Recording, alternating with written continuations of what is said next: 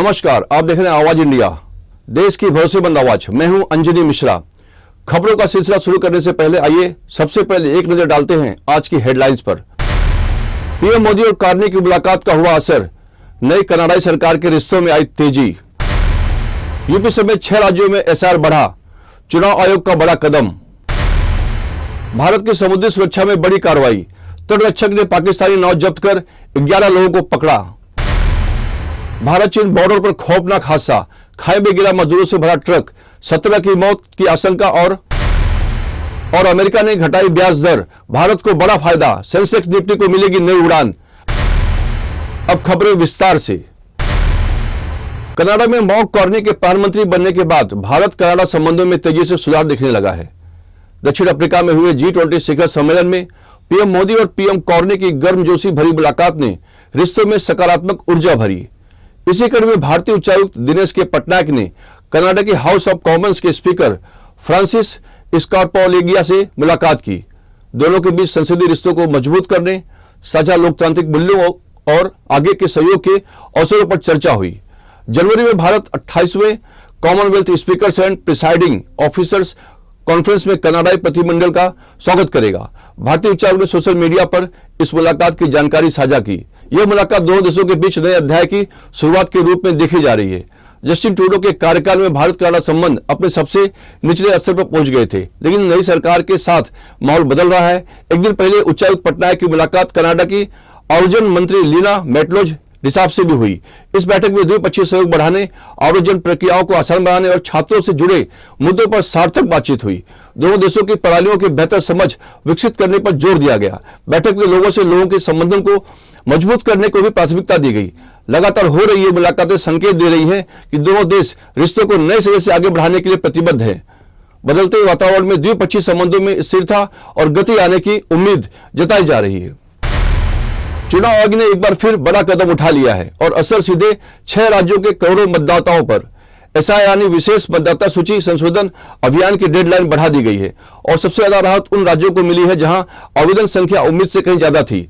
सबसे पहले तमिलनाडु और गुजरात, जहां 14 दिसंबर आखिरी तारीख थी, अब ये बन गई है 19 दिसंबर। मतलब स्टेक होल्डर को 5 दिन का बोनस समय। वहीं मध्य प्रदेश, छत्तीसगढ़ और अंडमान निकोबार यहां 18 दिसंबर की तिथि को बढ़ाकर 23 दिसंबर कर दिया गया है। तकनीकी दिक्कतें, जमीनी चुनौतियां और भारी आवेदन, इन सबको देखकर आयोग ने राहत दी है। सबसे अहम अपडेट आती है उत्तर प्रदेश से, जहां मुख्य निर्वाचन अधिकारी ने मृतक, शिफ्टेड और अनुपस्थित मतदाताओं के दोबारा सत्यापन के लिए अतिरिक्त समय मांगा था। आयोग ने हरी झंडी दी और अब एसआर की नई टाइमलाइन यूपी में बदल गई है। यूपी में गणना अवधि अब 26 दिसंबर 2025 तक चलेगी। ड्राफ्ट मतदाता सूची 31 दिसंबर 2025 को जारी होगी। दावे और आपत्तियां 31 दिसंबर से 30 जनवरी 2026 तक, सुनवाई, नोटिस और निशान की पूरी प्रक्रिया 21 फरवरी 2026 तक और आखिर में अंतिम मतदाता सूची 28 फरवरी 2026 को प्रकाशित होगी। चुनाव आयोग का साफ संदेश, शुद्ध मतदाता सूची हमारी प्राथमिकता है और हर सही वोट को दर्ज होना ही चाहिए। देश के नागरिकों के लिए अपील, डेडलाइन बढ़ गई है, मौका अब आपके हाथ में है। अपने दस्तावेज पूरे कीजिए और इस लोकतांत्रिक जिम्मेदारी को पूरा कीजिए। समुद्र की लहरों के बीच भारतीय सुरक्षा एजेंसियों को मजबूत पकड़ एक बार फिर सामने आई। तटरक्षक बल ने भारत की जल सीमा में घुसी एक पाकिस्तानी नाव को पकड़ लिया है। गुरुवार को की गई इस कार्रवाई में नाव पर मौजूद 11 लोगों को गिरफ्तार किया गया। अधिकारियों के मुताबिक यह नाव भारतीय जल क्षेत्र में अवैध रूप से मछली पकड़ रही थी। भारतीय तटरक्षक की त्वरित प्रतिक्रिया ने किसी भी संभावित खतरे को पहले ही रोक दिया।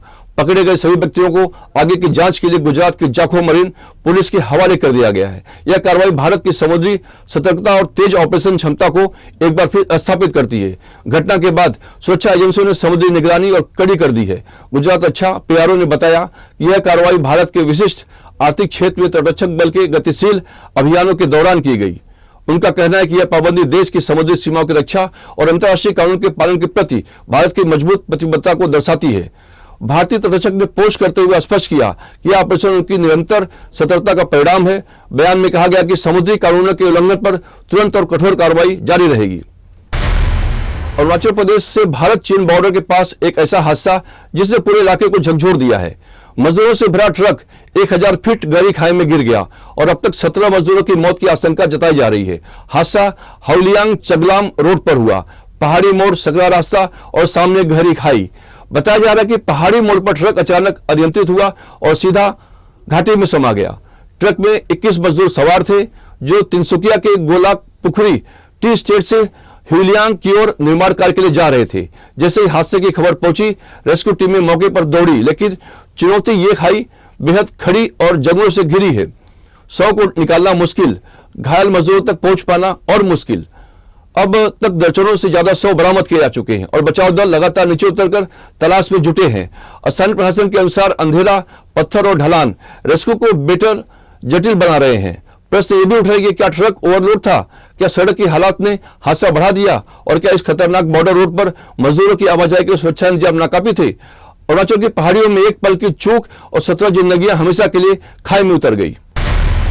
फिर वक्त हो चला है एक छोटे से ब्रेक का।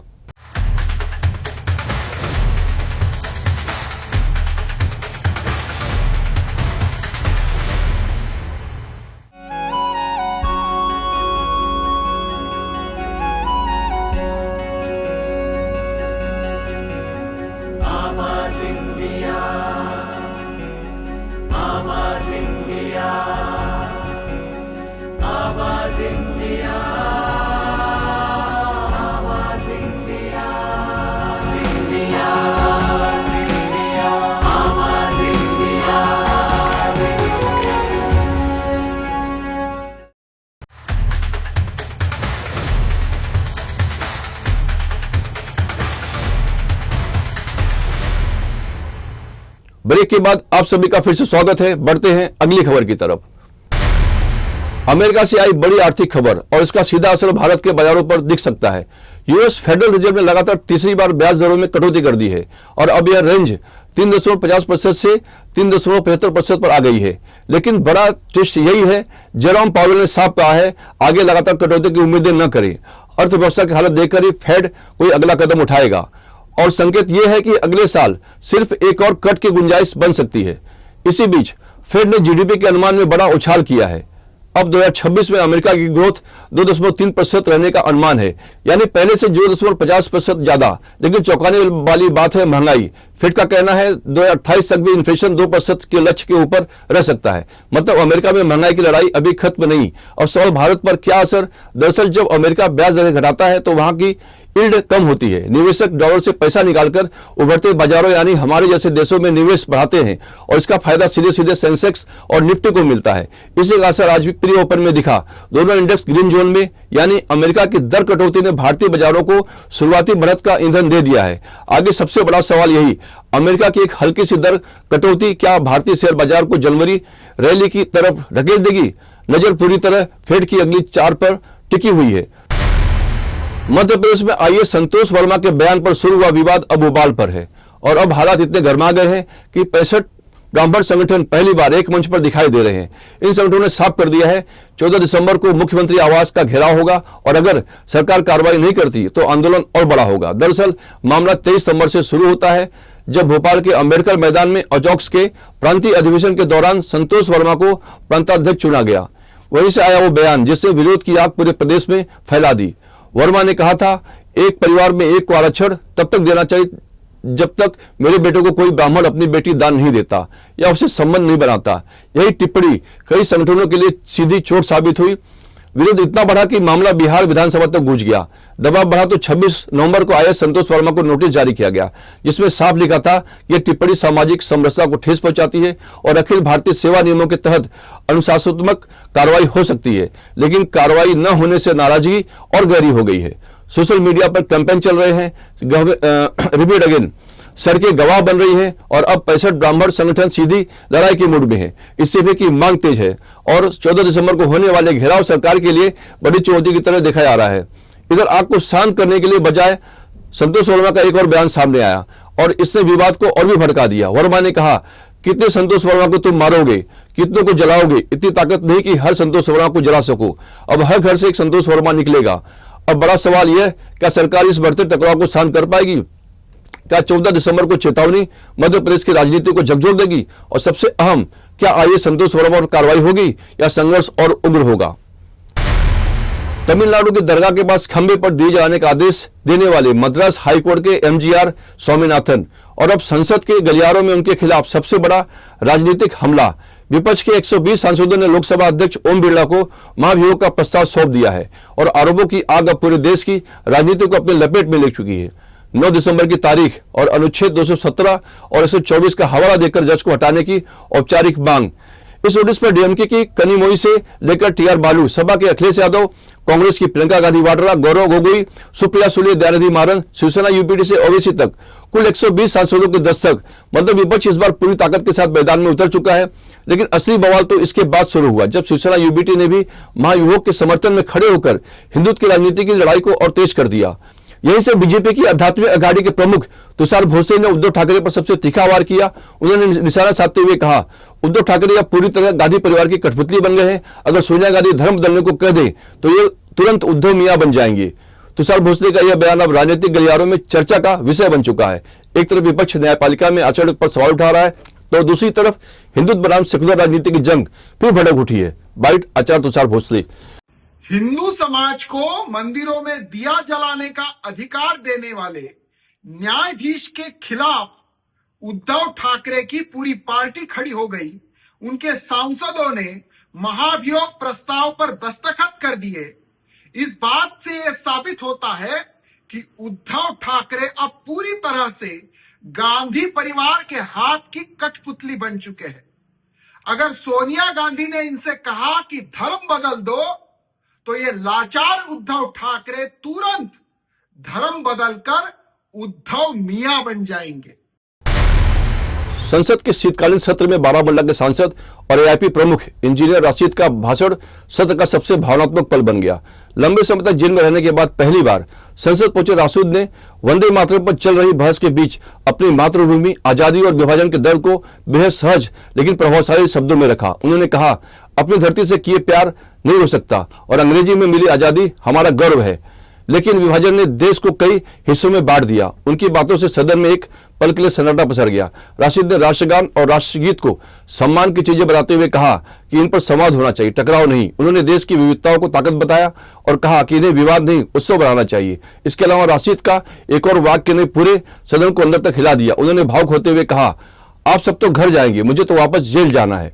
उनकी यह पीड़ा भरी मुस्कान कुछ क्षणों के लिए सदन को मौन कर गई। उन्होंने लोकतंत्र का अर्थ सिर्फ जीत हार नहीं बल्कि मुश्किल हालात से उठने वाली आवाजों को सुनने की जिम्मेदारी बताया। अपने ऊपर लगे आरोपों और कश्मीर की पीड़ा को सदन के सामने रखकर उन्होंने राजनीतिक विमर्श को नए स्तर पर पहुंचा दिया। उनके संबोधन ने वंदे मातरम बहस को नया मोड़ दिया और कश्मीर, लोकतांत्रिक अधिकारों और जेल में बंद नेताओं के मुद्दों को केंद्र में ला खड़ा किया। यह भाषण शीतकालीन सत्र के सबसे यादगार छोरों में शुमार हो गया। अपनी मातृभूमि से किसको प्यार नहीं हो सकता।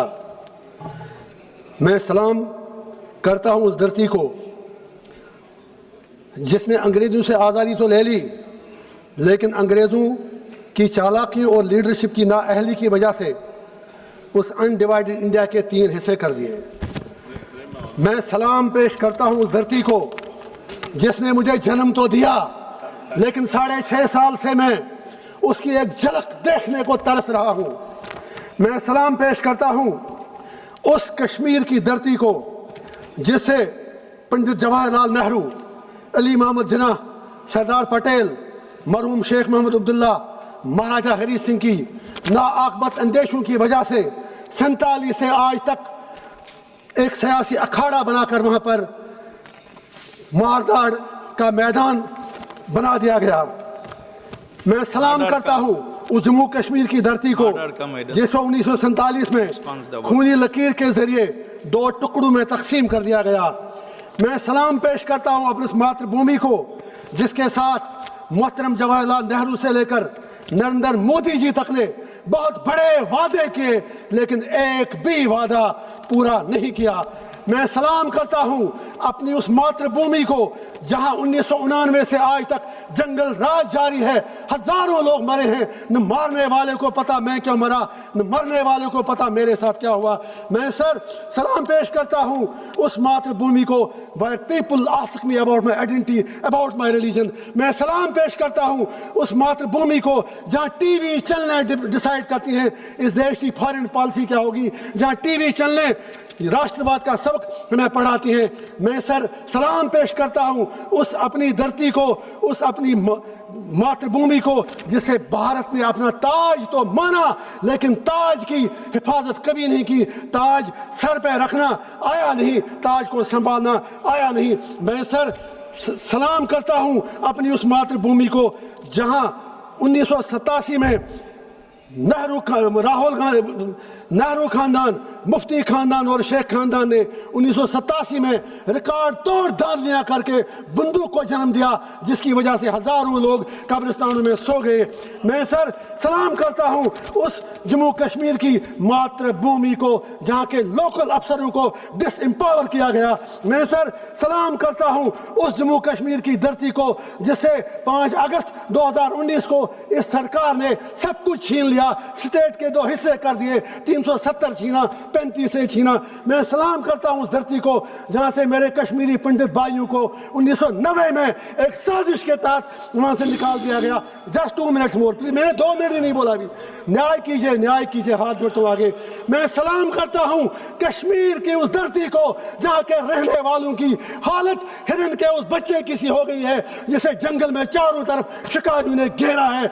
मैं सलाम करता हूं कश्मीर की मैं सलाम करता हूं देश की उस धरती को जिसने ऋषि सुनक, ममदानी और कमला हैरिस जैसे लोगों को पैदा किया जिनकी जड़ें हिंदुस्तान से जुड़ी हैं, लेकिन बदकिस्मती से मुसलमानों को गैर मुल्की कहा जाता है, टीपू सुल्तान की इंसल्ट की जाती है। मैं सलाम करता हूं उस धरती को जहां मुझे बदकिस्मती से मुस्लिम इंतहा पसंद कहा जाता है, लेकिन जम्मू में माता वैष्णो देवी कॉलेज में धर्म के नाम पर एडमिशन मांगा जाता है। मैं सर सलाम करता हूं उस जम्मू कश्मीर की धरती को, बस जस्ट 1 मिनट, जहां आज की तारीख में कोई गवर्नेंस नहीं, सीएम साहब और एलजी साहब आपस में लड़ते हैं। मैं यही गुजारिश करूंगा, हाथ फैलाकर, दामन फैलाकर लास्ट पर सलाम करता हूं उस धरती को जहां यूएपीए के तहत हजारों लोग तिहाड़ में बंद हैं जिनके लिए कश्मीर में जगह दी। बस एक शेर अर्ज करता हूं लास्ट पे, मेरे कारवां में शामिल कोई कम ज़रफ नहीं है जो न मिट सके वतन पे मेरा हम सफर नहीं है। आपका बहुत बहुत शुक्रिया। फिर वक्त हो चला है एक छोटे से ब्रेक का।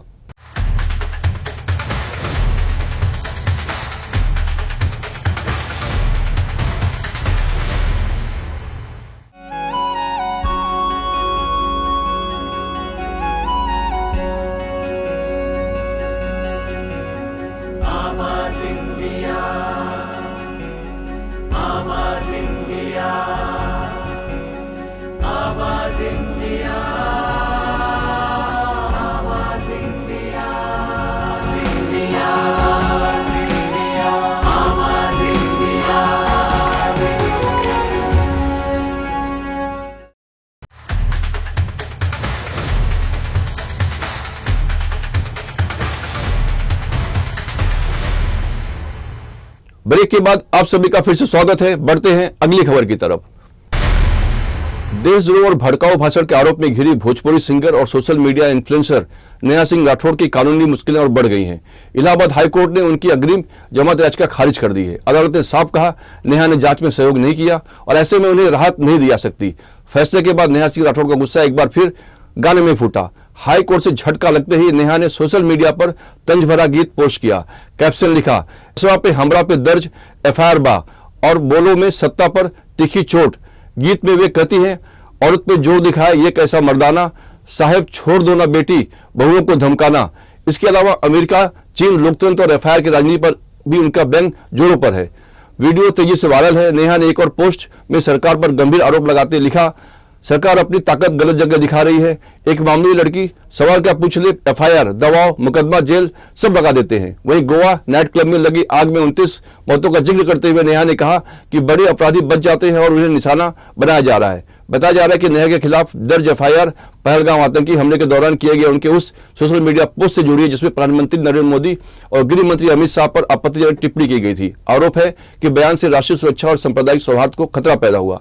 हाईकोर्ट से राहत न मिलने के बाद अब नेहा सिंह राठौड़ के सामने कानूनी प्रक्रिया में शामिल होने के अलावा कोई रास्ता नहीं है। देशद्रोह, भड़काऊ भाषण और सांप्रदायिक सौहार्द बिगाड़ने जैसे गंभीर आरोपों के बीच यह मामला लगातार सुर्खियों में है। रेड सी इंटरनेशनल फिल्म फेस्टिवल में इस बार भारतीय प्रतिभा का जलवा देखने को मिला, जहां आलिया भट्ट को प्रतिष्ठित गोल्डन ग्लोब्स होराइजन अवार्ड से सम्मानित किया गया। यह सम्मान उन्हें अंतर्राष्ट्रीय सिनेमा में उनके उत्कृष्ट योगदान के लिए दिया गया। आलिया के साथ ट्यूनिसियाई अभिनेत्री हैंड समरी को उमर शरीफ अवार्ड से नवाजा गया। फेस्टिवल का 5वां संस्करण सऊदी अरब के जद्दा में आयोजित किया जा रहा है, जहां दुनिया भर की सिनेमा हस्तियां शामिल हुई हैं। पुरस्कार मिलने पर आलिया ने खुद को बेहद गर्वित बताया। उन्होंने कहा कि वैश्विक मंच पर बदलाव लाने वाली महिलाओं की नई पीढ़ी का प्रतिनिधित्व करना उनके लिए गौरव की बात है। गोल्डन ग्लोब्स की अध्यक्ष हेलन होयन ने इस अवसर पर आलिया की जमकर प्रशंसा की। उन्होंने कहा कि आलिया अंतर्राष्ट्रीय सिनेमा के सबसे प्रभावशाली युवा कलाकारों में से एक है। यह पुरस्कार न केवल उनके योगदान का सम्मान है, बल्कि मिडिल ईस्ट के उभरते फिल्म बाजार का भी उत्सव है। वहीं आलिया के वर्क फ्रंट की बात करें तो वह जल्दी यशराज फिल्म्स के स्पाई यूनिवर्स की फिल्म अल्फा में दिखाई देंगी। इस फिल्म में उनके साथ सरवरी वाघ और बॉबी देओल भी अहम भूमिकाओं में नजर आएंगी। आलिया पहली बार जिगला में दिखी थी और अब उनके नए प्रोजेक्ट को लेकर दर्शकों में उत्सुकता बढ़ गई है। तेजी से फैलती डिजिटल दुनिया में जब फर्जी कंटेंट और एआई जनरेटेड चेहरों का खतरा बढ़ रहा है, ऐसे माहौल में अभिनेता सलमान खान ने अपनी पहचान की सुरक्षा के लिए बड़ा कदम उठाया है। उन्होंने दिल्ली हाईकोर्ट में याचिका दायर कर मांग की है कि उनकी पर्सनैलिटी और पब्लिसिटी राइट्स को व्यापक कानूनी सुरक्षा दी जाए। जस्टिस मनप्रीत सिंह अरोड़ा ने 11 दिसंबर की सुनवाई में सोशल मीडिया प्लेटफॉर्मों को निर्देश दिया कि सलमान द्वारा दाखिल याचिका में शिकायत मानते हुए 3 दिनों में कार्रवाई करें। सलमान के वकील ने बताया कि एप्पल स्टोर पर ऐसा ऐप मौजूद है जो अभिनेता के अधिकारों का सीधा उल्लंघन करता है। साथ ही उन्होंने एआई चैटबॉट्स और ई मार्केट प्लस पर मौजूद फर्जी कंटेंट का जिक्र किया, जो गलत तरीके से सलमान के नाम और अंदाज का इस्तेमाल कर रहे हैं। कोर्ट ने संकेत दिया कि गैर सोशल मीडिया प्लेटफॉर्म पर भी जल्द रोक लगाने का आदेश जारी किया जाएगा। सलमान खान ने कई ज्ञात और अज्ञात प्रतिवादियों पर आरोप लगाया कि वे बिना अनुमति उनके नाम, तस्वीर, आवाज, संवाद और स्टाइल का व्यावसायिक उपयोग कर रहे हैं। उनका कहना है कि इस तरह का अनधिकृत इस्तेमाल उपभोक्ता को भ्रमित करता है और उनकी ब्रांड वैल्यू को नुकसान पहुंचाता है। डिजिटल युग में यह लड़ाई साबित करती है कि अपनी पहचान की सुरक्षा अब सितारों के लिए पहले से कहीं ज्यादा जरूरी हो गई है। फिलहाल आवाज इंडिया समाचारों में इतना ही। जुड़े रहिए आवाज इंडिया के साथ। जल्द होगी आपसे फिर मुलाकात। तब तक के लिए नमस्कार।